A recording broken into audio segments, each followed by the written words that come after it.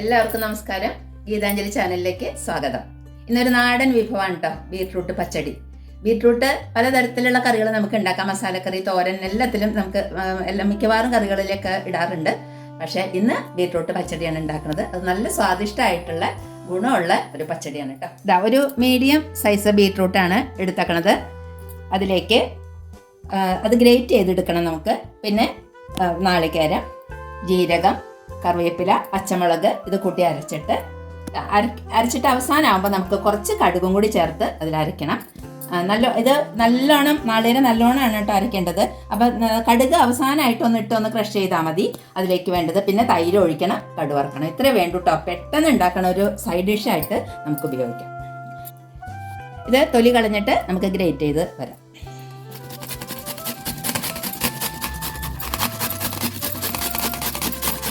നമ്മുടെ ബീട്രൂട്ട് നല്ല ഗ്രേറ്റ് ചെയ്തെടുത്തിട്ടുണ്ട്. അതിലേക്ക് ഒരു 1/4 ഗ്ലാസ് വെള്ളം, ആവശ്യത്തിന് ഉപ്പ് ഇത് ചേർത്ത് നമുക്ക് നല്ലോണം വേവിക്കാം.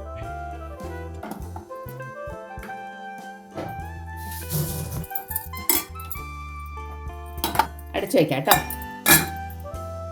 അത് വേവുമ്പോഴേക്കും നമുക്ക് അരച്ചെടുക്കാം. ഒരു 3 വലിയ ടീസ്പൂണ് നാളികേരം വേണം.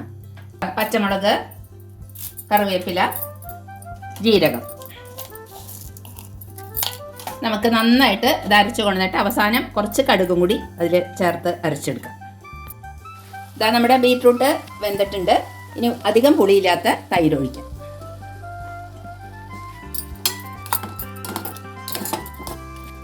ഇതൊന്ന് പതുക്കെ തിളക്കട്ടെ. എന്നിട്ട് നമുക്ക് അരച്ചത് ചേർക്കാം. ഇതാ നാളികേരം അരച്ചതൊഴിക്കാം. ഇതധികം തിളക്കണ്ട കേട്ടോ. നാളികേരം ചേർത്തിട്ട് നമുക്ക് ഓഫ് ചെയ്യാം കേട്ടോ. വെളിച്ചെണ്ണ ചൂടായിട്ടുണ്ട്. നമുക്കിതിലേക്ക് കടുക് വറുക്കാം.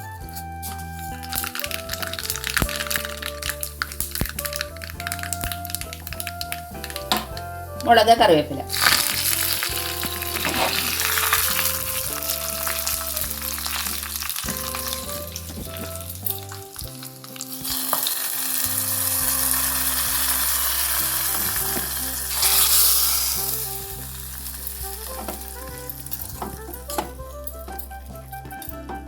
പച്ചടി റെഡി ആയിട്ടുണ്ട്. നല്ല സ്വാദുള്ള പച്ചടി.